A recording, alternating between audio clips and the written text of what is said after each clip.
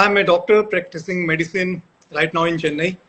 Apart from that, I am a mountaineer, not as professional as you, but I've done few mountains like Mount Gorichen, Mount Kilimanjaro, and alike.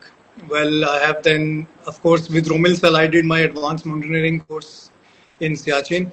And I also do high altitude running. And apart from that, I have served in high altitude for quite some time. So I have good experience of treating high altitude illnesses, including frostbite and other illnesses like HECO, and others. Right, right. Thank you, sir. Thank you. And for start, first thing that I would like to ask is what is frostbite? Okay. So in high altitude, you all understand there is cold. So we talk about it in non-freezing and freezing cold. Okay. So when in cold, our body goes into acclimatization. That is called cold acclimatization. So when that acclimatization is impaired, so then the chances of injury in non-freezing environment. Let's say when the temperature in the environment is more than 0 degree, let's say around 5 degree or 10 degrees, we get something called chilblains. The skin gets red, itchy, swelling, all these things happen. That is chilblains. But when things go more towards sub-zero temperature, when it touches zero and below that, and when that cold strikes, it is either the body gets frozen, then it becomes frostbite. And before that, there is something called frost nip also. You might have heard about it. So frost nip is the first sign that, okay, something bad is now going to happen. So frostbite is basically freezing. Frost is like ice and bite is ice bite. We call it like ice bite. So the skin, the tissue that simply get frozen, and that causes the injury. Okay. And what are the different types of frostbite, like, and the differentiation, like how we can distinguish from all of the See, things? so when you see clinically, theoretically, there are so many things in that. But as to understand what we when we see, we get first in the first stage. What happens? The skin you start getting pain. The Okay. skin becomes white. You start getting pain. You start getting itchy. So that is the first sign that something bad is not going to happen. Okay. Yeah. So if we continue with that, we don't take precautions. So this is basically grade one. If you are saying what are the different kinds, so we have grading of that frostbite.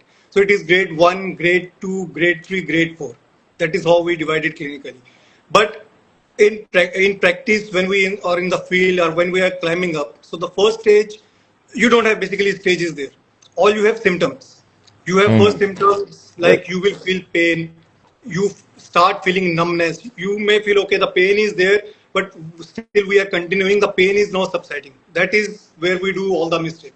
The pain, when the pain is subsiding, basically it means the nerve endings which pass on the pain sensation to our brain, they are now getting frozen. So they are no longer conducting the sensation of pain to the brain. But we sometimes feel okay, the pain is not there. We think we are feeling, but it is not like that. It is the other way around. So you Mm-hmm. ask me in field what is happening. It happens like this. You first get your fingers swollen, they become pink. Then if it progresses further, it become white. It progresses further, you will start feeling itchy and pain. It progresses further, it will become white. As I said, it become white. Then it become just rubbery. You feel like your hand or your fingers, they become rubbery.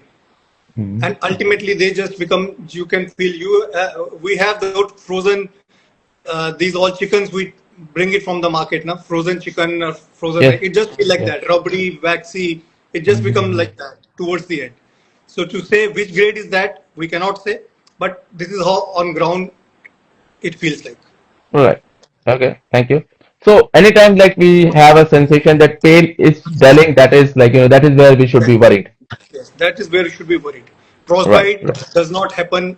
It gives you ample amount of time to take Mm-hmm. precautions, to take remedies, because once it happens, then it is very difficult to come out of that scenario. Right. Right. Right. So also, like, are pre-existing conditions like, diabetes or any other blood pressure, are pre-existing conditions, do they have an impact on the probability of a person getting frostbite? Yes, it is just like with any comorbid conditions like diabetes, you have propensity to get your something called, there is some disease called Raynaud phenomena, Okay. where in cold, this is not some illness, but in cold, sometimes people feel their pain, they feel pain. Whenever they go to cold environment, their fingers become numb, they feel pain.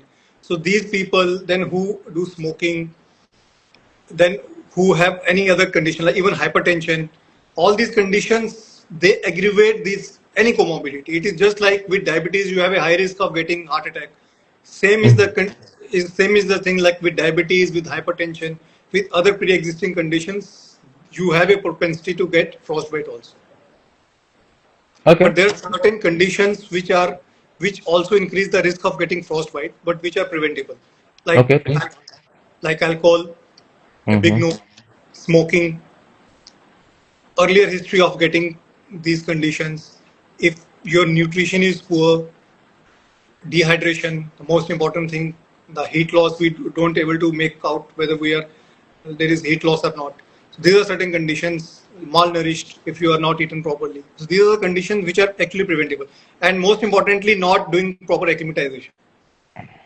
So these are the things which actually aggravate the chances of getting frostbite, but actually are preventable. Right. Okay. Good. So also, like, what are the precautions for a mountaineer to take? Like he's climbing above 6,000, 7,000, or 8,000 meters. What are the precautions for to avoid such a situation? Well, precautions, I would say, I will divide it into two parts. First is before Hmm. going to the altitude, and then after going to the altitude. Yes. See, first, before going to the altitude, you have to ensure that you don't have any of these conditions. You should get your baseline investigations done before going to the mountains. See, mountains is a serious business.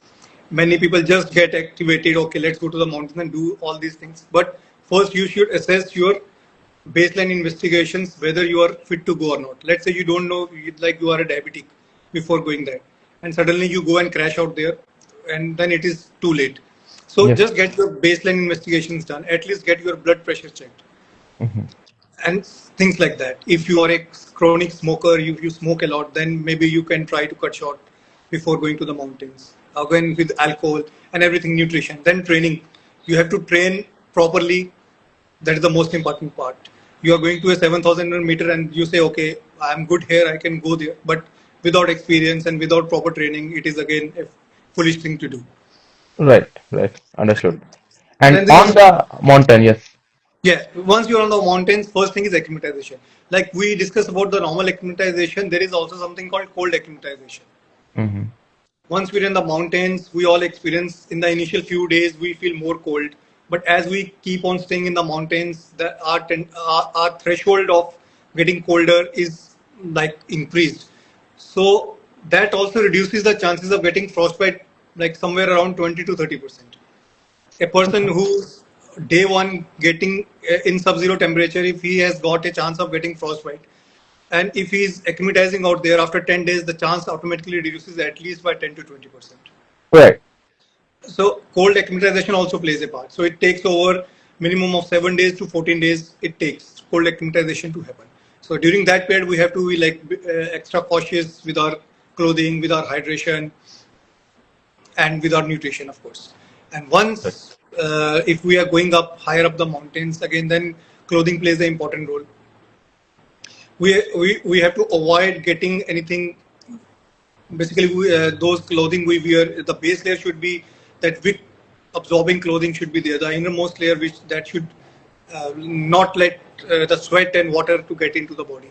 And then after that, you can have fleece. Then after that, layering layering thing which we do. That is actually important. And once you go up, you have to check the environment around. This is exceptionally important when we are going to the summit attempt. Hmm. Right. That is the most important time when all these things can happen. So Correct. during that, we have to do proper layering, not wearing gloves. When you are going sub-zero, we have to go for mittens. Then you have Hmm. to cover your face. These are the areas like nose tip, then lips, earlobes. These are the areas which have got more chances. Basically, three H. hands, head, and your feet. Three Fs. So they are the most important parts where you can get all these things. And don't do adventure up there. We are tired Right. at times. Then we remove the mittens, remove the gloves. So actually, frostbite can happen over seconds, over minutes, and at times it happens over hours also. So there is no Right. definitive timeline. So we have to be cautious all the time. And whenever these symptoms happens, whenever you feel something is not right, so a mountaineer who's experienced, who have been to the mountains, he knows, okay, now this something is not right. At least we need to check. We need to check every night before going to bed. Okay, we have to check our hands, we have to check our feet.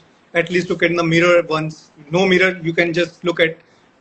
You can ask your colleague, okay, am I Yes. looking fine? If there's something wrong with my face or something like that. So these are the general precautions which actually prevent frostbite going out of the hand. Mm-hmm. So, thank you. Very informative thing. And I would like to stress on the point which Dr. Sir said that, it is not, there is no time frame. It can happen in seconds, can happen in minutes, and it can take hours. So, usually sometimes we remove our gloves, that it's just 2 minutes. So, please, now we have to take that precaution and we have to be very careful. Okay, so this is the precautionary part. And let's come to, we are at a altitude, say 7,500 meters, and we notice frostbite. So now, please, you can explain what are the steps to take from here? How do we deal with it? Okay. So once we assume that frostbite has happened, see, I will emphasize this point again. Frostbite is not like you will see with your eyes, okay, this thing has happened. Your finger or your hand will just look like normal. It may just be looking little bit pink, a little bit white, but you are not feeling any sensation over there. So that time it is important to intervene. It is Mm-hmm. easier said than done in that place. Like you are 100 meters away from the summit, and you say, okay, Right. maybe just some more time. It is just looking normal. So again, that is the point. That is the time when you have to actually take that call. Okay, whether I have to go proceed further or not, Yes. because frostbite grading cannot be done at that point in time. But you have to see this thing. You have to understand the progression of the symptoms. That is important in the field setting, especially when you are submitting, when you are high on adrenaline and everything. Okay, my summit is just around the corner, but half an hour back you were feeling pain in your finger. Okay, now there is no pain. So that is where you have to understand, okay, now something is not good with my hand. It is not that it is improving, it is that it is going towards the worst. Okay, having said that, now what to be done? Yes. You have to come down. If you cannot come down, you have to go somewhere where at least you have to warm your hand. Because warming is the first step to understand whether, to understand the extent of damage which has happened. Mm-hmm. Without warming, we cannot assess whether this is grade 1 or grade 2 or something like that.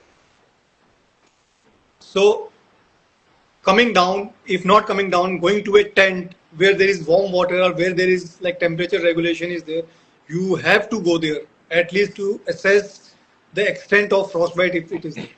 It is very simple. See, this is my finger. Mm-hmm. If it does, if it is the symptoms are just like hair on the tip, this is grade 1. So if this first part is gone, this is grade 2.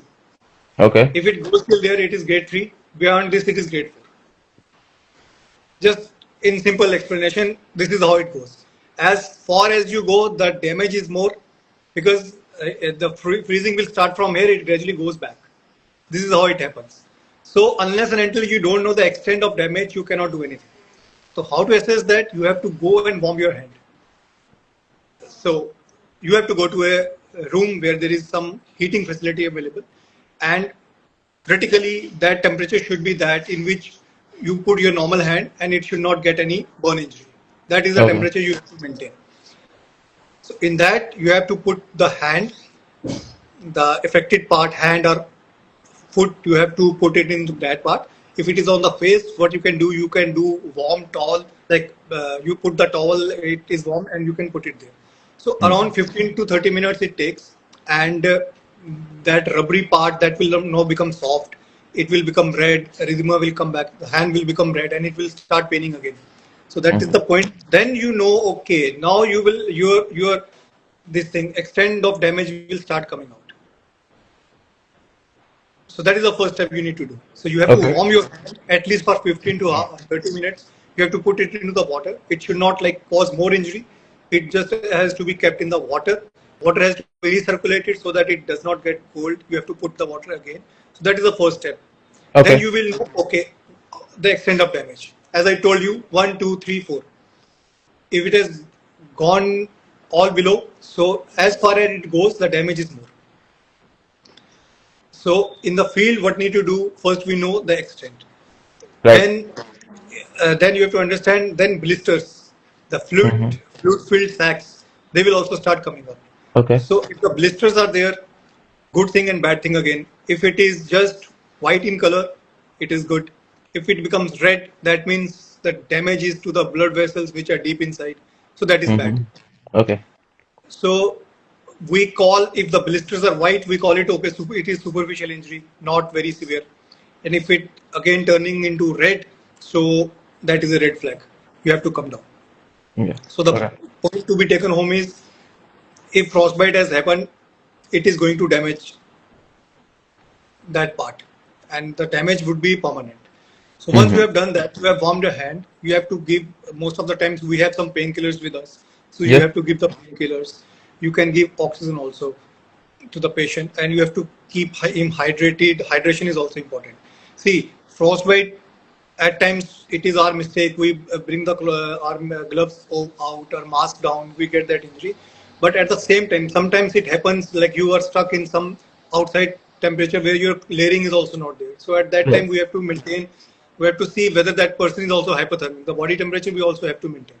So if that is a scenario, like you are stuck in some this thing snowstorm outside, as such your whole body is cold. So then Yeah. priority you have to give to that hypothermia, not to the frostbite. So these are the things which need to be done together. Okay. Done together. So Correct. once we are there, we have got some idea of where this thing is happening. Mm-hmm. Certain precautions, again in this process, certain precautions we need to take.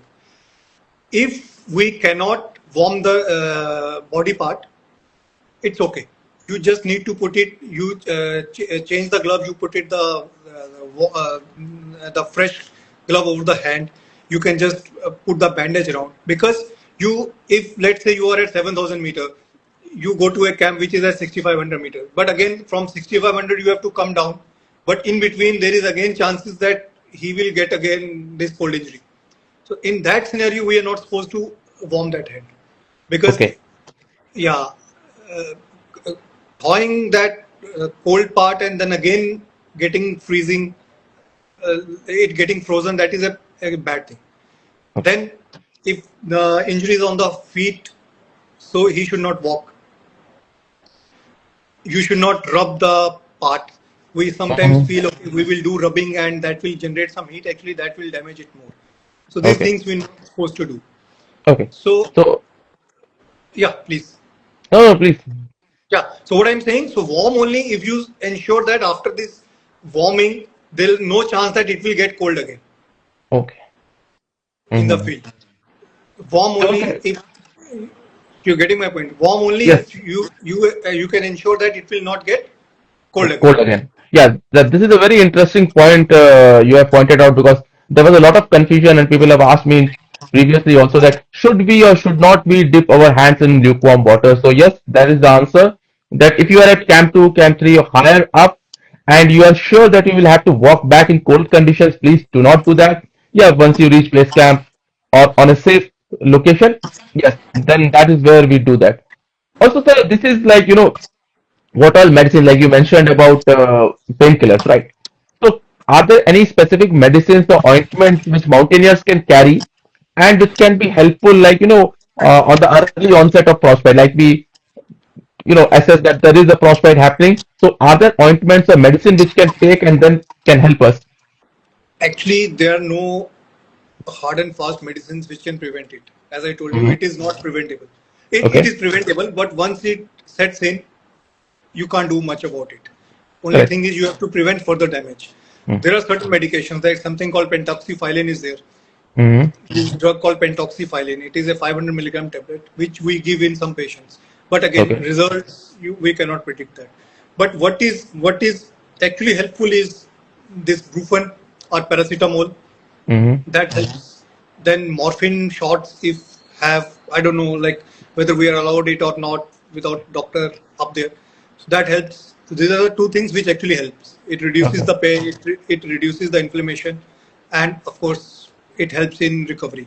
Apart from Okay. that, if you say there are any medications, no, there are no medications.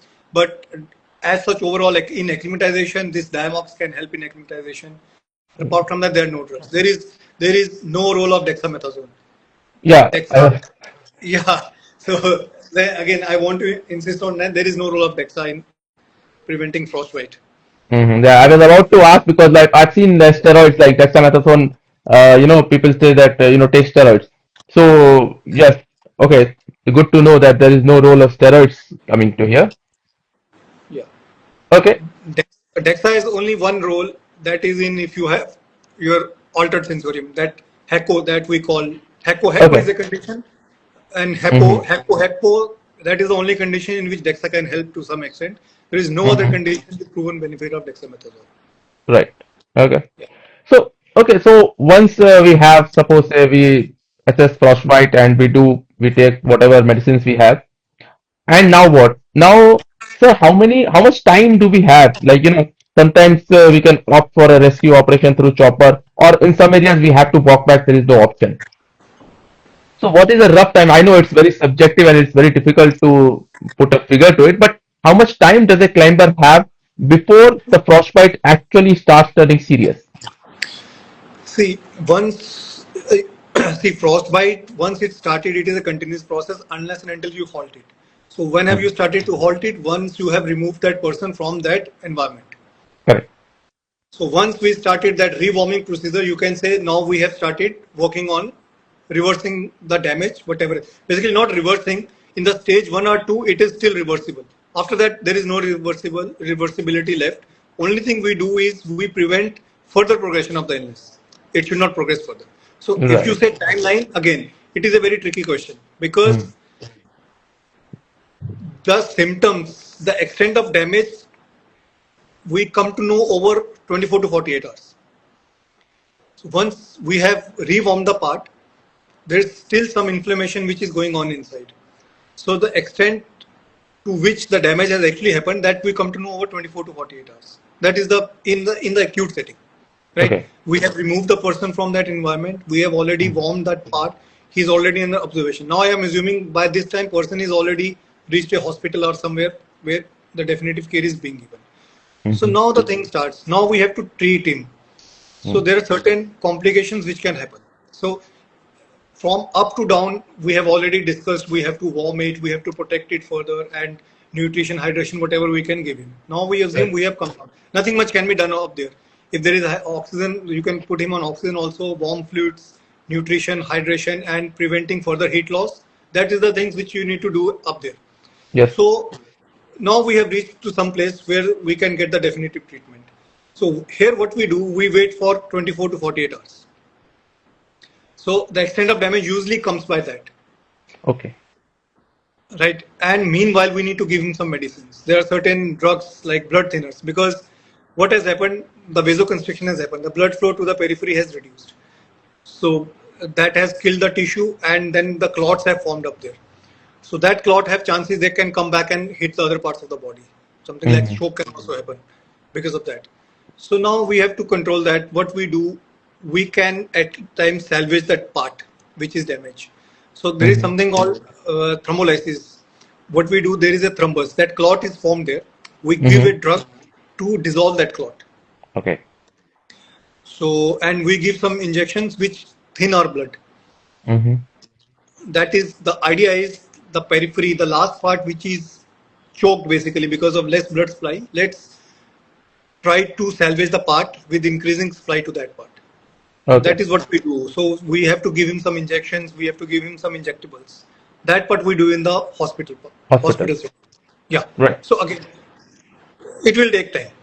Mm-hmm. If you see the timeline, if you ask me the timeline, it will take anywhere between 1 month to 2 months, even more than that, to assess the exact damage what has happened. Then we have to give him antibiotics. Sometimes the infection also seeps in. Mm-hmm. Then we have to prevent tetanus. We need to give him tetanus shot also, the painkiller and all everything. So basically, the general rule is we don't do anything. We just keep on observing him with the medicines. We try to prevent the further damage, and usually something called auto amputation happens. The part, if the damage is deep, the body after a few months, usually around 60 days, that part actually falls off by itself. So if Okay. you see timeline, if it is a superficial damage, it will take around 1 month. But if it is deep damage, it may take more than 2 months for full Right. recovery. For full recovery. Okay. Good. That's good to know. So once we have identified frostbite, we have taken the initial precautions. Then, as I understand, we have to come down as quickly as soon as possible and get to a hospital, right? And in the Yes. hospital, 24 to 48 hours is the initial, and then the treatment begins. Okay. So, sir, for a long-term perspective, like, for months, we have heard about therapies like HBOT, red light therapy. So, what are these therapies, and, can you explain what's the relevance and how effective they are? Well, HBOT is being practiced in army also and many places. It is still under study. No definitive protocol has been established with that. What it says, again, you have to understand what is happening in frostbite. So, please, can you explain first what is HBOT therapy? Yeah, yeah, I'm Yeah. coming to that. I'm Mm. coming to that. So it is, the full form is hyperbaric oxygen therapy. Okay. So in normal, you understand, in normal atmosphere we have 21% of oxygen, rest is nitrogen. So in hyperbaric oxygen therapy, we give 100% of oxygen. Okay. Yeah. So what happens in frostbite? The vasoconstriction which happens. So the blood vessel collapses. So no oxygen going to the tissue, which is Mm-hmm. beyond that constriction. So hyperbaric oxygen therapy, it assumes that once we give more oxygen, so it will open up that vessels. So if it opens up that vessels, that damage because of less oxygen, that can be salvaged. So Okay. that is the basis, the broad basis of hyperbaric oxygen therapy. So Mm. the benefit again, the world guidelines, the Indian Army guidelines, and the usual guidelines, it is still case to case basis. So definitive therapy, it is not yet considered. The Mm-hmm. basis, because in many other injuries like burn injuries and all, hyperbaric therapy is beneficial. In Okay. high altitude induced or normal also, this frostbite cases, it is still in very nascent stages whether it is going to help or not. In some cases, some reports they say it is beneficial. In others, no significant benefit has come out. So Okay. whether to go about it, it is again considered case to case basis whether it is going to help or not. That is HBOT, hyperbaric oxygen therapy. Then Okay. has it has its own concerns. The excess oxygen also not helpful at times. That can also cause something called oxygen toxicity. Okay. Then then if you are claustrophobic because they put you into a chamber, so again that is not going to help. Then it can cause, like, your this eardrum can also rupture in that therapy. So it has its own set of complications, and then it is not readily available also in Mm-hmm. southern India. I think one army institute, navy institute in Mumbai has it. Then in Leh, of course, they have it. So Mm-hmm. mixed results, not a definitive therapy, I would say, with this thing. And same Okay. with other modalities, like some people are also, pepaverine is also being discussed. It can help, but again, these things have not yet any definitive benefit in treatment of frostbite. Okay. What is the pepperoni? It is a, like, this thing, pepper from pepper. This chili pepperine. It comes from that. So Okay. some tablets are also there. They say, and some ointments are there. It helps, but it actually not. Okay. It's still like not proven to help. Yeah, not proven to help. Mm-hmm. Right. And sir, now, okay, so we go to a therapy and whatever time it takes, like 1 month, 2 months. And now, how about what's the time frame for the person to go back to mountains again? See, mountaineers won't leave the mountains, so Yes. definitely. Yes. And sir, what are the additional precautions we have to take again? That is more important. Okay. So once you get a frostbite, the risk of getting it again are very high. Mm-hmm. This we have to understand. In Indian Army and in Indian Army, you are not allowed to go back to high altitude again if you have suffered a frostbite once. So this is the baseline which Army has set in. So what guideline says, at least for 1 year you should not venture back to high altitude. Not Okay. high altitude like the cold climate. It is not about high altitude. Cold To the climate. cold, wherever you are going to sub-zero temperatures, where you got this thing, you should not venture into that environment again, at least for 1 year from the last incident. And then Mm-hmm. this is point one. Point two is if you got a frostbite, and it also depends what all complications you have got. Mm-hmm. It has got long-term complications also. Okay. Yeah, let's say there is an amputation. Mm-hmm. Unfortunately, sometimes amputation happens. If Mm-hmm. it happens on the hand, still acceptable. But if it happens on the foot, then you have to assess whether you will be able to climb that mountain again or not. Because usually we go in a group, so you don't want to be a liability again once you are up there. Of course. That is second thing. Then there are many other complications like sometimes the contractures, the hand becomes stiff, the part becomes stiff, then joint pain, then sometimes chronic pain also happens. The frostbite all gets healed, but the pain remains.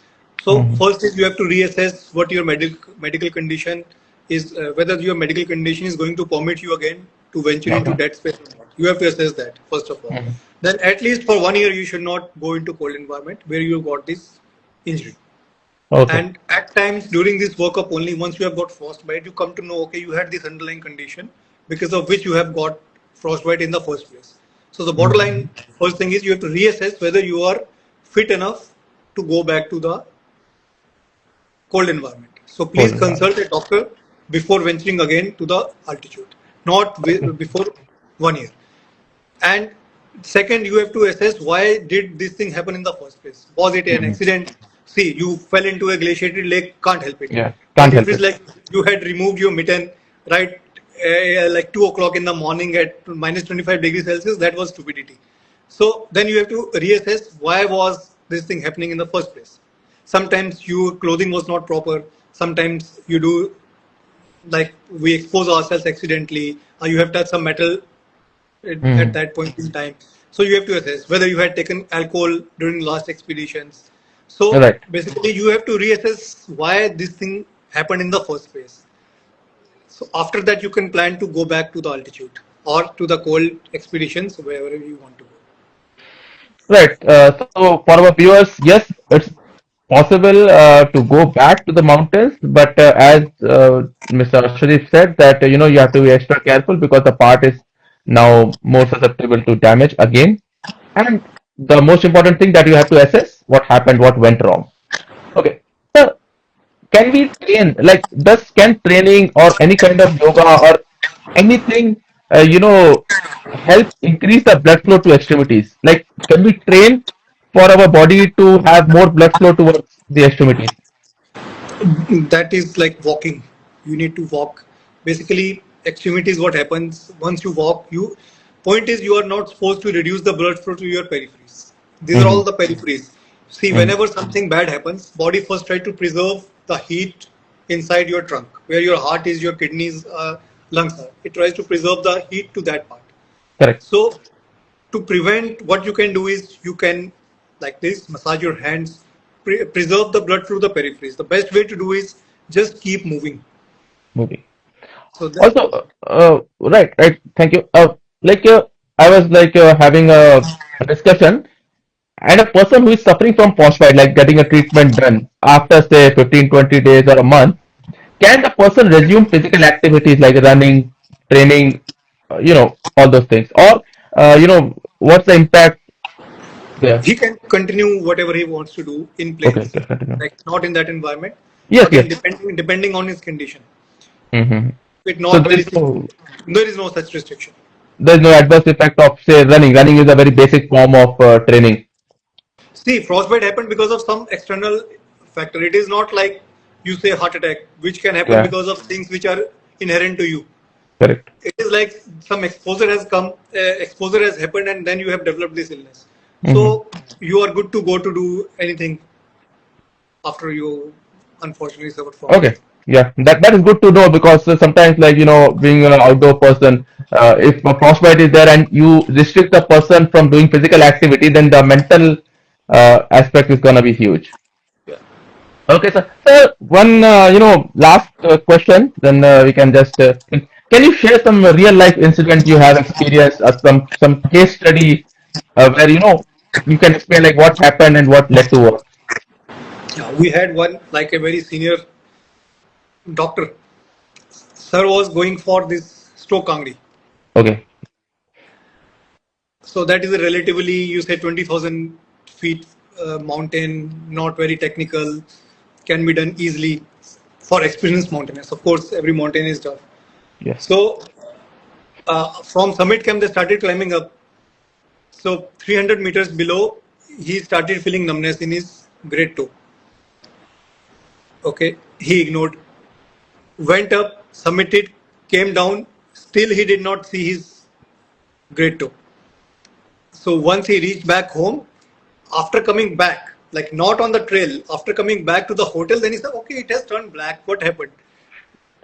So what I want to tell you, he's a doctor himself.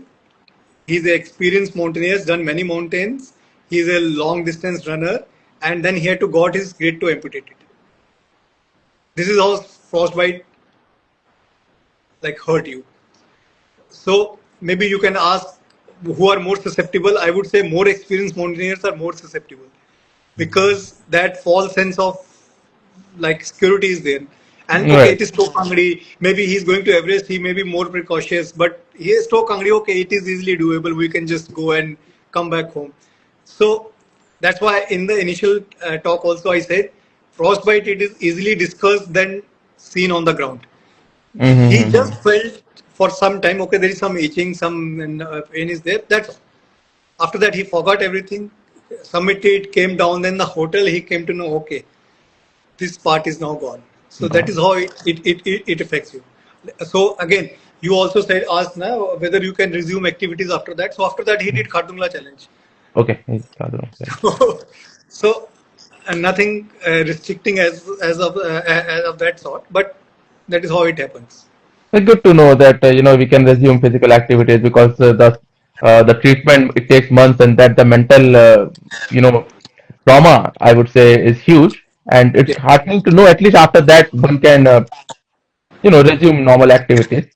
Also, Yes. sir, can you suggest some reading materials or some resources where mountaineers can get concrete good knowledge, where we can know more about the conditions? Actually, there is one website called Wilderness Medicine. There is a society, Wilderness Medical Society. Yeah, something like that. WMS. Okay, So they have all these guidelines about frostbite and all the related illnesses up there. I can also share some articles which you can like share with the viewers for their further readings. So that website can help you sure, sir, with all sure. these things. Yeah. Uh, Okay, sir, that is all from my side. Questions. Anything else you want to tell relevant to the topic? We are all ears. Well, yeah. Again, mountains on where that we have a saying that don't be a Gama in the land of Lama. So Yes, that is a very apt statement for mountains and the mountaineers. correct. So we have to be very cautious. Injuries happen once we go as we go up and up and up. The chances of getting these injuries increase. So because we are already fatigued, the fatigue accumulates over a period of time.